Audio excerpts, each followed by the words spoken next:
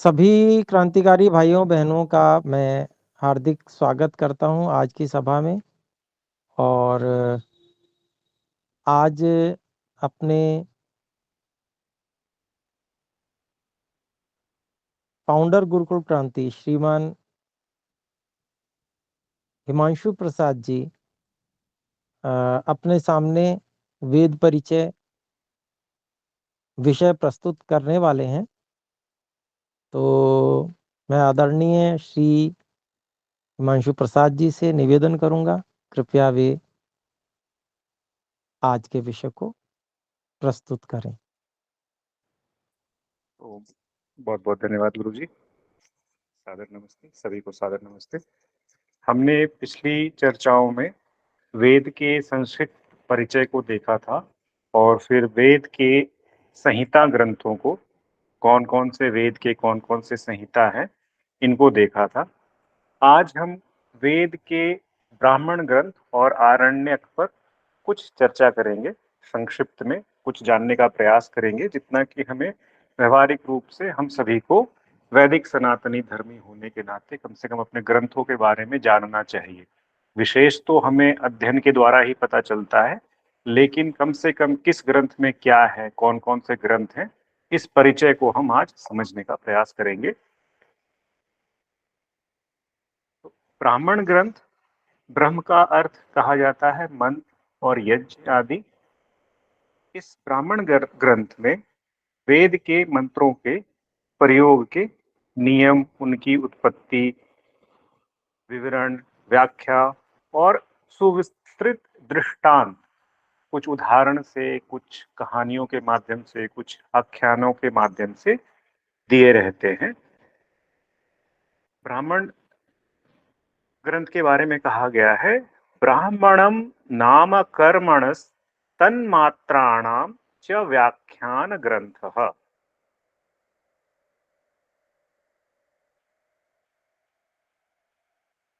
इस ग्रंथ में यज्ञ विज्ञान का गंभीर विवेचन करने वाले ग्रंथ हैं। इसमें यज्ञ के जो विज्ञान है उसकी विवेचना है, इसीलिए इसे ब्राह्मण कहा गया है। अनेक वैदिक विद्वान ब्राह्मण ग्रंथ को वेद भी कहते हैं। इसमें कथन आता है, मंत्र ब्राह्मणयोर वेदना मधेयम।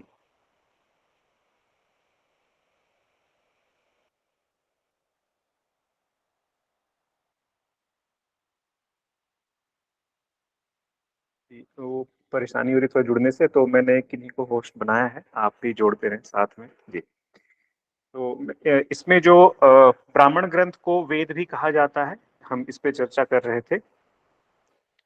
फिर है कि ब्राह्मण ग्रंथ के वर्ण विषय के आधार पर इसे 4 भागों में बांटा जा सकता है। विधि भाग, अर्थवद भाग, उपनिषद, आख्यान भाग। तो इसमें जो विधि भाग है, विधि भाग में जैसा कि नाम से स्पष्ट है, यज्ञों के विधान का वर्णन है। और अर्थवद भाग में यज्ञों के महात्म्य का वर्णन है। और अर्थवद भाग में यज्ञ कार्यों के समर्थन में सुंदर सुंदर कथाएं भी कही गई हैं।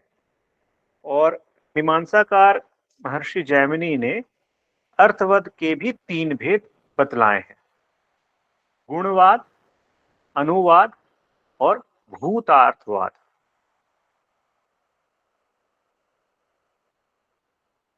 ब्राह्मण ग्रंथों के उपनिषद भाग में ब्रह्म तत्व का विवेचन है। ब्रह्म तत्व का विवेचन से अर्थ है कि उसमें आत्मा, जीव, जगत, जिसे हम प्रकृति, जीव, जीवात्मा, प्रकृति, सृष्टि, विकृति से जानते हैं, तो आत्मा, जीवात्मा और जगत से संबंधित उसमें वर्णन हमें प्राप्त होता है। और आख्यान में प्राचीन ऋषि वंशों, आचार्य वंशों तथा राजवंशों की कथाएं हमें प्राप्त होती है। अब हम देखेंगे किस वेद के कौन कौन से ब्राह्मण ग्रंथ हैं। तो ऋग्वेद के 2, शुक्ल यजुर्वेद और कृष्ण यजुर्वेद के एक एक, तो कह सकते हैं कि यजुर्वेद के भी 2, सामवेद के 4 और अथर्ववेद के 1 गोपद। तो ऋग्वेद में के जो 2 ब्राह्मण ग्रंथ हैं वो है ऐत्रेय ब्राह्मण और कौशितकी ब्राह्मण। तो ऐत्रेय ब्राह्मण जो है इसमें 40 अध्याय हैं और इसमें 5-5 अध्यायों की 8 पंचिकाएं हैं। तो 5 अठे 40 और इसमें सोम यज्ञ का विस्तार पूर्वक वर्णन मिलता है। इसमें इसमें सोमयज्ञ, अग्निष्टोम इत्यादि का वर्णन तो प्राप्त होता है। 17वें और 18वें अध्यायों में एक दिन में समाप्त होने वाले अग्निष्टोम संज्ञक सोम यज्ञ है। सोम यज्ञ में जो एक अग्निष्टोम नामक विशेष यज्ञ है उसका वर्णन है। और 17वें 18वें अध्यायों में 360 दिन में, मतलब लगभग 1 वर्ष में समाप्त होने वाले गवामयन संज्ञक सोम यज्ञ का वर्णन मिलता है। 19वें अध्याय से 24वें अध्याय तक 12 दिन में पूर्ण होने वाले द्वादशाह संज्ञक सोम यज्ञ का वर्णन प्राप्त होता है। मतलब समझ सकते हैं इसमें अलग अलग प्रकार के सोम यज्ञ की बातें हमें यहाँ प्राप्त होती है। और जो 16 अध्यायों में अग्निष्टोम यज्ञ और कुछ अन्य विषयों का समावेश है। इस ब्राह्मण के 23 से 40वें अध्याय तक राजपुरोहित तथा राज्याभिषेक आदि की स्थितियों का भी वर्णन प्राप्त होता है। ये हुई ऐत्रेय ब्राह्मण की बात। कौशितकी ब्राह्मण में इसका दूसरा नाम सांख्यायन ब्राह्मण भी है। यह ब्राह्मण ऐत्रेय ब्राह्मण के प्रारंभिक 5 अध्यायों का विकसित रूप प्रतीत होता है, ऐसा बताया गया है। और इसमें 30 अध्याय हैं। इसके पहले जो हमने चर्चा की वहां पर 40 थे, यहाँ पर 30 अध्याय हैं और इसमें कुछ विशिष्ट आख्यानों की सत्ता भी पाई जाती है। अब हम आते हैं शुक्ल यजुर्वेद के शतपथ ब्राह्मण पे। तो शुक्ल यजुर्वेद की माध्यान्ह तथा काण्व शाखाओं के अलग अलग ब्राह्मण ग्रंथ हैं। दोनों ही शतपथ के नाम से विख्यात हैं। माध्यान्ह शतपथ में 100 तथा काण्व शतपथ में 104, मतलब एक में 100, 104, लगभग 100 के ही आसपास हैं। इसीलिए इसका नाम शतपथ है। यह ब्राह्मण विस्तृत एवं सुव्यवस्थित है। इसके प्रारंभिक 9 कांडों में वाजसनेय संहिता के प्रारंभिक 18 अध्यायों की व्याख्या है और इस ब्राह्मण के रचयिता महर्षि याज्ञवल्क्य है। 10वें कांड में अग्नि रहस्य का विवेचन है। 11वें कांड में 8 अध्याय हैं। 11वें से 13वें अध्याय तक हमें जो मुख्य रूप से बातें उसमें दिखाई गई हैं, बताई गई हैं, वो है उपनयन, स्वाध्याय, अंत्येष्टि, सर्वमेध, ये हमें मिलती है 11वें से लेकर 13वें में। और 14वां कांड जो है वह आरण्यक पे भी हम चर्चा करेंगे। और इसके प्रथम 3 अध्यायों में प्रवर्ग उत्सव का वर्णन है। तो जब हम वैदिक काल, वैदिक समाज और वैदिक जीवन को समझते हैं तो उसमें यह आता है प्रवर्ग उत्सव, तो उसका वर्णन वहां पर है। इसी 14वें कांड के अंत में बृहदारण्यक उपनिषद प्राप्त होता है। तो हमें पता चल गया कि बृहदारण्यक उपनिषद जो है हमें शतपथ ब्राह्मण से प्राप्त होता है। अब तैत्रीय ब्राह्मण की बात करें तो तैत्रीय ब्राह्मण, यह ब्राह्मण कृष्ण यजुर्वेदीय शाखा का एकमात्र ब्राह्मण है और शतपथ ब्राह्मण के समान इसका पाठ भी स्वरों से युक्त है। तो इसमें जो कुछ पाठ जो होते हैं वो सस्वर होते हैं, कुछ एक श्रुति होते हैं, तो यह भी स्वरों से युक्त है, जिसके कारण इसे बहुत ही प्राचीन माना जाता है। कि जो सस्वर पाठ इसमें दिए गए हैं, इससे प्रतीत होता है कि यह बहुत ही प्राचीन है। और यह जो ब्राह्मण ग्रंथ है, ये 3 कांड में विभक्त है। प्रथम और द्वितीय कांड में 8 अध्याय हैं, जिसे कि प्रपाठक कहा जाता है। और तृतीय कांड में 12, अर्थात 8, 8 और 12, 28 हो गए। तैत्रीय ब्राह्मण के प्रथम कांड में अग्न्याध्यान, जो हम यज्ञ करते हैं उनसे आप परिचित होंगे। तो तैत्रीय ब्राह्मण के प्रथम कांड में अग्न्याध्यान, गवामयन, वाजपेय, सोम, नक्षत्रेष्टि तथा राजसूय का वर्णन प्राप्त होता है। और द्वितीय कांड में अग्निहोत्र, उपहोम, सौत्रामणि, बृहस्पति सव, वैश्वदेव सव, ये सत्रों का विवेचन हुआ है। तो हमने तैत्तिरीय ब्राह्मण के बारे में जाना। फिर हम आते हैं अब सामवेद पे। तो सामवेदीय ब्राह्मण जो है, इसमें 4 ब्राह्मण ग्रंथों की सत्ता प्राप्त होती है। तांडेय, तांडेय में जो है 25 अध्याय हैं, इसीलिए इसे पंचविंश ब्राह्मण भी कहा जाता है। तो इसमें जो 4 ब्राह्मण ग्रंथ हैं, पंचविंश ब्राह्मण, षड्विंश ब्राह्मण, जैमिनीय ब्राह्मण तथा सामविधान ब्राह्मण।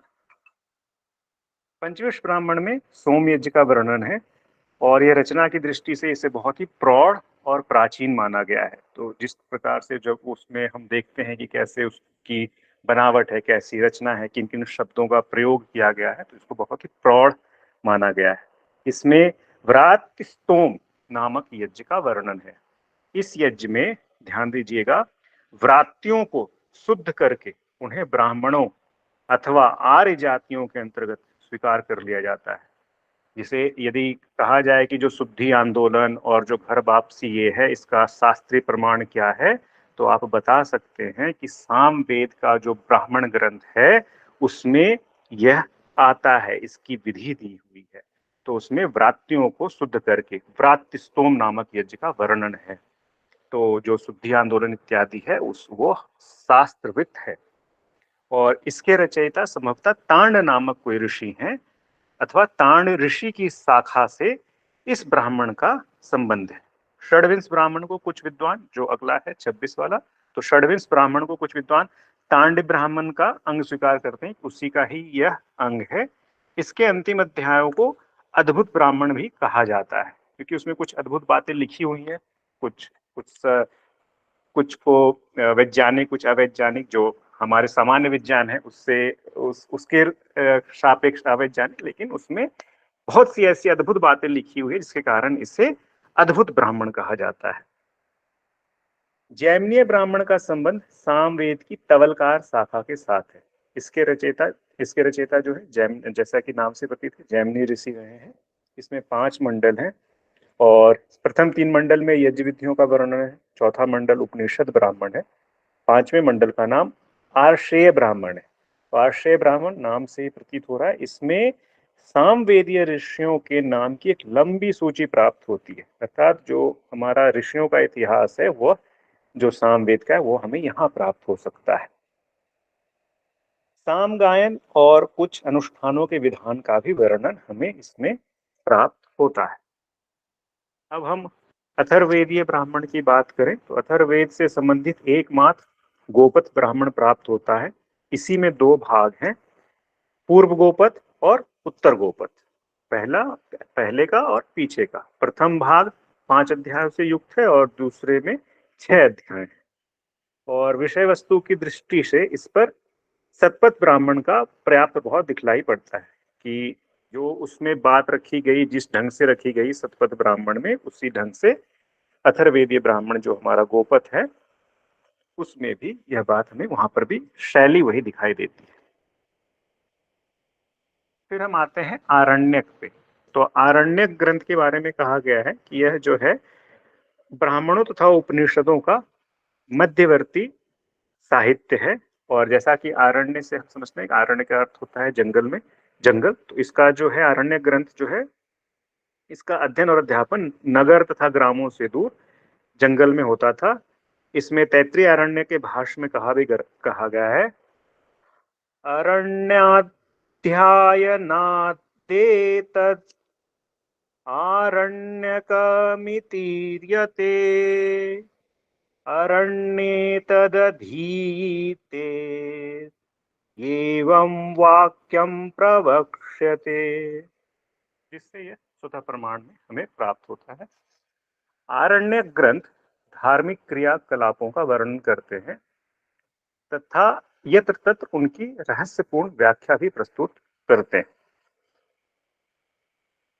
जैसे हमने अभी ब्राह्मण ग्रंथ के बारे में जाना, वैसे ही सभी वेदों के आरण्य ग्रंथ भी होते हैं।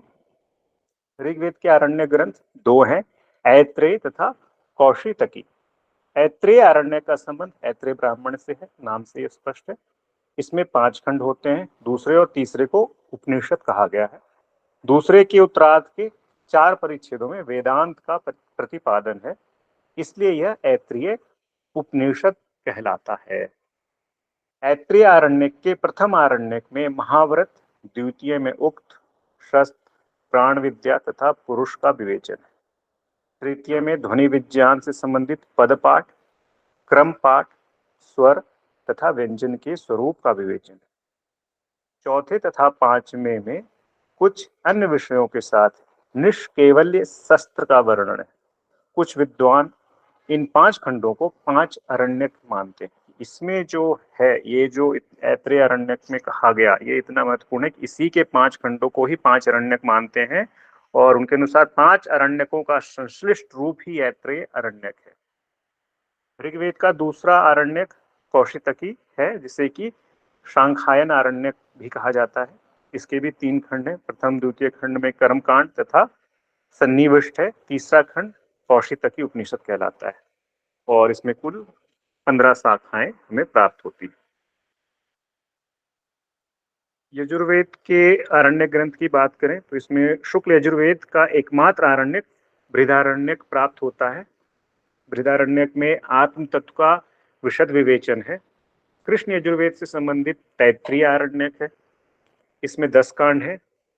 काठक शाखा में बतलाई गई आरण्य विधि का भी इस ग्रंथ में वर्णन है। इसके प्रथम और तृतीय प्रपाठक में यज्ञाग्नि की स्थापना के नियम है। तो हम देख रहे हैं कि यज्ञाग्नि स्थापना और यज्ञ का वर्णन लगभग सभी ब्राह्मण ग्रंथ और आरण्यक में हमें प्राप्त हो रहा है। इसके दूसरे विचार में प्रपाठक में अध्ययन के नियम है। चतुर्थ पंचम षष्ठ प्रपाठकों में 10 पूर्णमास आदि तथा पितृमेध आदि विषयों का विचार किया गया है। 7वां 8वां 9वां प्रपाठक उपनिषद कहलाता है। इसमें ब्रह्म विद्या का प्रतिपादन हुआ है।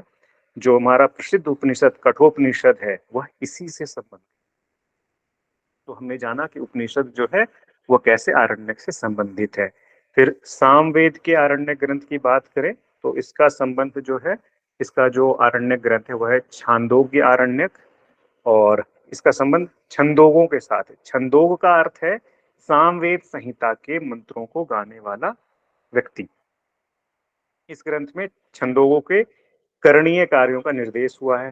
प्रसिद्ध सामवेदीय उपनिषद छांदोग्य उपनिषद इसी का अंश है। तो हमने बृहदारण्यक उपनिषद को जाना, छांदोग्य उपनिषद को जाना। तो जो आरण्यक ग्रंथों का अध्ययन करने से स्पष्ट होता है कि उपनिषदों से जो ज्ञान कांड प्राप्त होता है उनका प्रारंभ आरण्यकों में ही हो गया। ओम शाम। नमस्ते जी सभी। ओम गुरु जी। ओम जी, बहुत बहुत धन्यवाद। वेद के विषय में बड़ी सुंदर जानकारी और श्रीमान हिमांशु जी के द्वारा हम सबको प्रदान की गई, उसके लिए उनका हार्दिक धन्यवाद। और वेद विषय ऐसा है कि इस विषय में अधिक से अधिक अपने लोगों को जानकारी होनी चाहिए, क्योंकि जो मार्ग हमको परम वैभव तक ले जा सकता है, उस मार्ग के विषय में अपने सब लोगों को जानकारी होना बहुत आवश्यक है। और ये जानकारी ही फिर हमें हमारी रुचि का विषय बनता है और हम उसको अधिक से अधिक जानने की लिए प्रयासरत रहते हैं। हमें पता ही नहीं है कि हमारे ग्रंथ क्या कौन से हैं और ग्रंथों में क्या है। जब ऐसी स्थिति होती है तो व्यक्ति जीवन में कभी योजना भी नहीं बना पाता कि मुझे इनको पढ़ना है या इनको जानना है या मुझको इनसे कुछ लाभ मिल सकता है या समाज को कोई लाभ मिल सकता है या आज का जो विज्ञान है उसको लाभ मिल सकता है। और जब व्यक्ति को पता होता है कि हाँ ये ग्रंथ हैं और इसमें इतना अच्छा विवरण है, तो ऐसी स्थिति में उस पर प्रयास हो पाता है। प्रयास होना इसलिए आवश्यक है क्योंकि हमारी जो स्वर्णिम संस्कृति है, जो सबसे अधिक प्रभावशाली है, उससे प्रभावशाली अधिक कुछ भी नहीं है, उस विज्ञान से प्रभावशाली अधिक और कुछ भी नहीं है। उस विज्ञान को, उस स्थिति को प्राप्त करने के लिए हमारा पुरुषार्थ हो, हम हमारा एक तरह से हम कहेंगे दुर्भाग्य ही है कि हमने जन्म तो लिया भारत देश में, लेकिन हमें वेदों की परंपरा मिल नहीं पाई।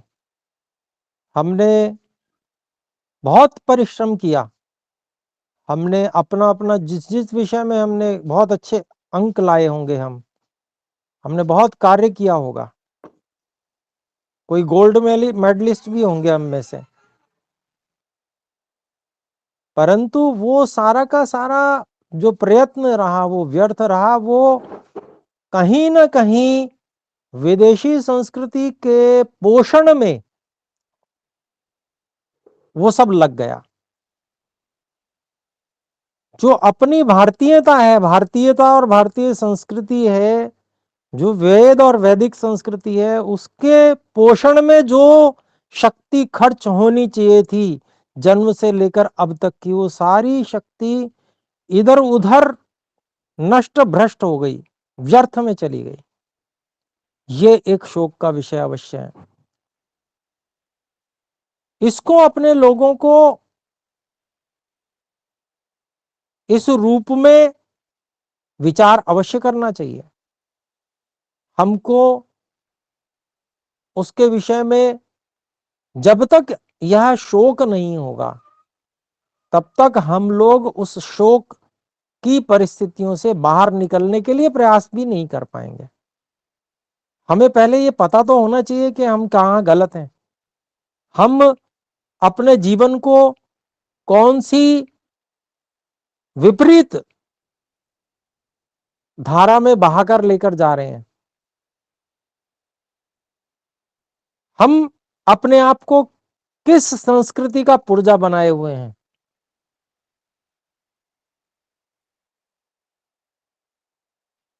ये हमको अगर नहीं पता होगा तो हम बस इसी प्रकार से जीते रहेंगे जिस प्रकार से अब जी रहे हैं, एक मिथ्या संतोष में।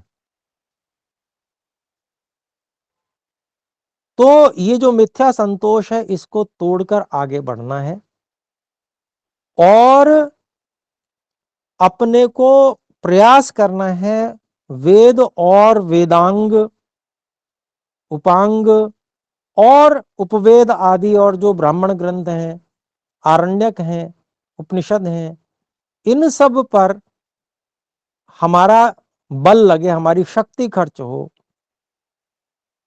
हमारी शक्ति जो विदेशी संस्कृति के परिपालन में उसको और अधिक महिमा मंडित करने में अभी लग रही है, वो लगनी बंद हो जाए।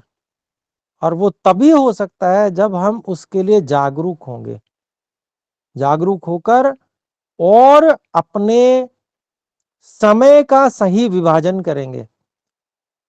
आज के व्यक्ति की स्थिति पता है क्या है? आज के व्यक्ति की स्थिति ऐसी है जैसे किसी दर्जी को कमीज बनाने का काम मिला तो उसने कहा कि भाई पहले कॉलर कॉलर बना लेते हैं, और वो कॉलर बनाने में इतना मस्त हो गया कि उसने आधे से ज्यादा कपड़े के कॉलर ही कॉलर बना दिए। अब बताइए बचेगी कैसे? कमीज बनेगी कैसे? शर्ट नहीं बन सकती, कुर्ता बन नहीं सकता, या बनेंगे तो थोड़े से बनेंगे। ऐसी स्थिति हम लोगों की है। हमने जीवन का अधिकांश समय बहुत से इधर उधर के कार्यों में निकाल दिया है, परंतु जो भी समय बचा है, शेष बचा है, उसका सदुपयोग हो सके उसके लिए अपने लोगों को पुरुषार्थ, प्रयास, योजनाबद्ध ढंग से कार्य करना चाहिए। उसके लिए योजना बनानी चाहिए, किस प्रकार से हम, क्या तरीका हो सकता है। मैंने इस बात को रखा भी था कि ऐसे लोग भी हैं जो विदेशों में रहते हुए विदेशी नागरिकता तक का त्याग करके, अपनी संपत्ति तक का त्याग करके, सब कुछ छोड़ के और भारतीय संस्कृति को अपनाने के लिए भारत में आए।